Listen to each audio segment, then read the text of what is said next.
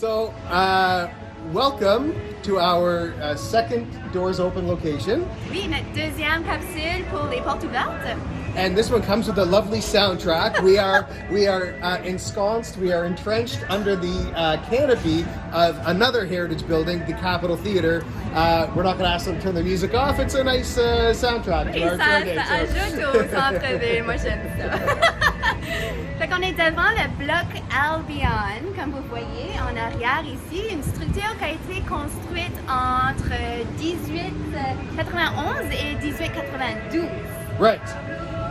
Important to point out that it was built between those dates, and we're going to talk for a second. This is a little educational thing that you can apply elsewhere. You will see date stones on buildings. It says 1891. You'll see cornerstones on buildings. You'll see dates. Those really reflect the date that piece of architecture was installed. Mm-hmm. When you talk, when was it built? If you want to pick a date, it's usually accepted that it's the date it opens, when it's completed. Oui, la date de finition, habituellement, c'est la date qu'on donne pour la construction. So quite often those dates are off by a year. Mm-hmm. Especially a building this size, yes, the exterior could have been finished in 1891, but by the time the first tenants come in, the grand opening, c'était l'année d'après. 1892. So you either talk about, you span it, it was built in 91, 92, right, or completed in 82, despite it saying 1891. Even worse for cornerstones. Ah oui? Because cornerstones are usually, you know, chest high, hip high. They haven't built the rest of the building yet. So this was installed in 1891. Yeah, but then you built the rest of the building. It took a year, so 1892. Right. So you can't always go by the date of it being the completion date. C'est intéressant quand on voit ça parce que souvent on voit justement les dates. Bon à savoir.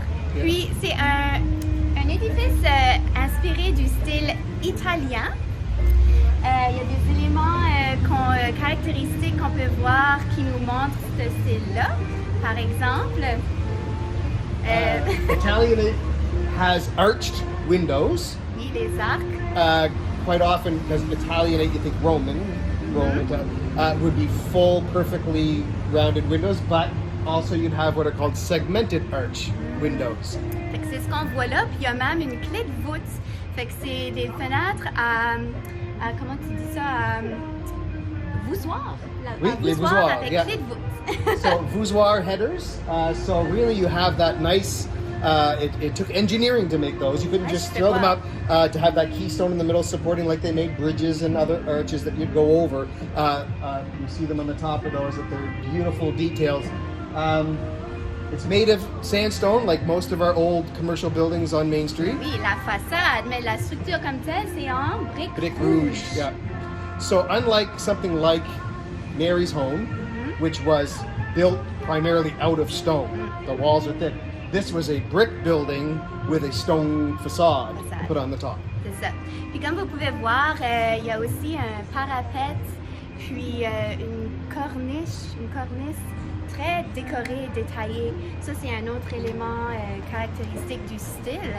And if you look at old pictures, you'll actually see little urn-style decorations and things like that, not just in Moncton, but anywhere. Once they break in more modern times, if it's not integral, if it's not stopping a leak or something, they're expensive to fix. They're not going to put them back. So you lose little elements. But for something from 1891, there's a lot of detail left on this building. It's fantastic. C'est très très bien conservé. Il y a très peu d'éléments d'origine qui ont été enlevés ou modifiés. Fait que c'est un bel exemple de conservation. And what's really cool is what they managed to do on the inside to combine commercial and residential and make sure at every turn you know you're in a heritage building. Oui, justement, on va vous montrer comment ils ont réussi à rendre l'intérieur un peu plus moderne, mais avec des beaux rappels du côté historique de l'édifice. And this building got a plaque installed recently, but last year they were given one of the bronze plaques from the Heritage Board. C'est ça, juste comme le bloc Empire qu'on a vu hier, celle-ci aussi a reçu une plaque commémorative qu'on va vous montrer aussi. Let's head inside. It is doors open. Let's go inside. So when you first step in, unlike some retailers where you have to kind of discover elements that are old, you walk in here, you are presented with interior brick. Tout de suite quand tu rentres, tu vois l'indice. You already get an impression you're in a special place. These modern interventions within this brick. Something about brick, globally, you go into a place, you see brick, it's a texture that's not used, hasn't been used for ages for interiors. So you see, c'est de plus en plus populaire, je trouve, hein, dans les villes. Les gens cherchent ça de plus en plus. But why are they doing that? Because they want to feel this old. It's not like it's a new material. They want that throwback, that vintage, right? But when you have an old building like this one, it's here already. You don't have to cover it up. You can easily integrate modern, slick, and make it a modern business. So they've done a really good job of keeping beautiful brick details that just scream, I'm in a heritage building that is with the times, that's adapting, it's viable. Ça se complémente très bien, comme que tu peux voir le contraste entre le moderne, un peu plus lisse, avec l'historique qui est un peu chaud aussi. Hein? Tu peux avoir des métals, des matériaux plus froids avec des rappels plus chaleureux comme la brique. Fait qu'il y a des vraiment belles façons de faire ça. Puis en fait, on va vous montrer un autre espace. Right on, yes, because this continues. It's not just the front foyer. Down the halls, around the corner, they've maintained the brick throughout this building. So we'll go take a look. Nous voici dans le couloir où on voit comment ils ont gardé encore une fois la brique exposée. Il y a des éléments qu'on peut retrouver comme la pilastre ici. Puis on choisit des matériaux qui vont vraiment bien avec la brique. Au lieu d'intégrer des portes, ils ont mis des portes glissantes. Fait que ça sauve l'espace, puis c'est un beau style aussi. It is, and it really, these sliding barn type doors have become very, very popular. And it started with lofts. Okay. Loft apartments in big cities, like you say, to save space. But things that people do in those old lofts, which are usually old buildings, people found it to be very niche, and so they've taken it on style-wise, even in bigger places. So you have a loft-style door system, but now it's in a big retail, a commercial space, to save space, and to create doorways that aren't opening and closing into your hallways. So you save space that way as well, and the fact that they're big, large wooden doors. Ça donne un aspect industriel, je trouve, avec les métals qu'ils ont utilisés pour la rail. That's right, and again, that comes from lofts. I'm thinking of Toronto and New York, places like that. Converted industrial buildings became loft buildings, so you couldn't just put a regular door in quite often. You had to use industrial material to create your doors and things like that. So that's where you get this idea of, we have an industrial component on this big commercial industrial wall in this beautiful commercial interactive kind of space. So it's really cool. But if you're meeting here,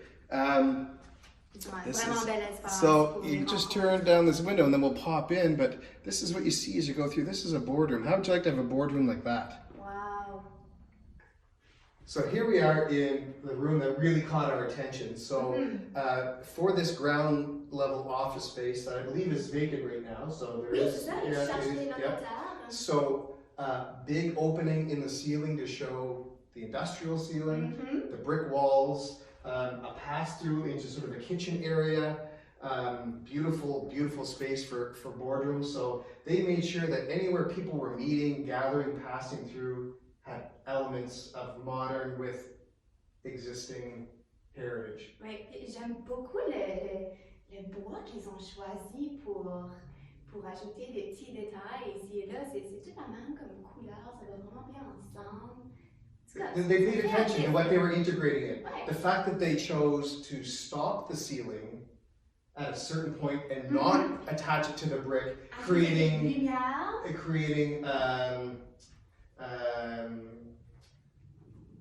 not direct lighting, indirect lighting. Diffuse lighting is fantastic. Not only do you not have a modern element pressed and integrated into the brick, the light actually highlights that element itself. So it really, this is an example of what you can do with a bare bones historic building that's all brick, and you want to attract those modern tenants, it's modern. There's no question, it's modern. Il y a beaucoup de courbes, hein? Ils ont ajouté une touche très moins géométrique, de façon angulaire, plus courbée.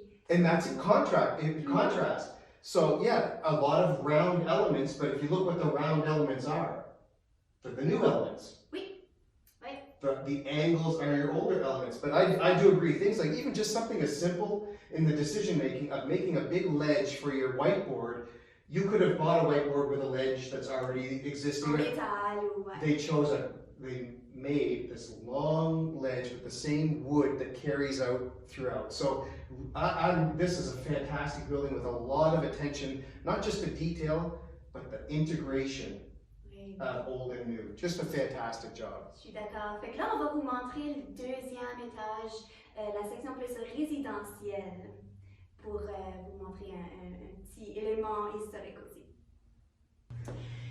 Fait que nous voilà au deuxième étage. On est dans la partie résidentielle de l'édifice. Comme vous voyez, c'est très moderne, c'est simplifié, mais il y a toujours des éléments qui nous rappellent du côté plus historique. Yeah, so the main floor, as you saw, is retail with a lot of that. But some retail people are looking for an office space, a lot of brick kind of reminders. So, but to live in this modern stuff, it's great. The apartments themselves are very modern, but it would be nice if you had, when you turned a corner, a reminder what type of building that you're actually living in. C'est ça. Puis, les proprios ont réussi à faire justement ça. Tada! Fait que, un beau détail de la brique exposée au fond du couloir. So that actually, we're on the second floor, there are other floors, top and bottom. That staircase actually has exposed brick the entire way, so you get these beautiful, tall, exposed brick when you're coming or going using those stairwells. So very careful to leave those elements that you might kind of get tricked into, oh yeah, I live in a modern apartment, and then you turn a corner, oh yeah, c'est ça. Puis I'm in this building. C'est ça, ils l'ont bien mis en valeur aussi avec la lumière. Fait que, bravo. Yeah. Merci beaucoup. Ça, c'était notre deuxième capsule, puis on a une belle surprise pour vous demain aussi. Yes, tune in tomorrow for a nice finish.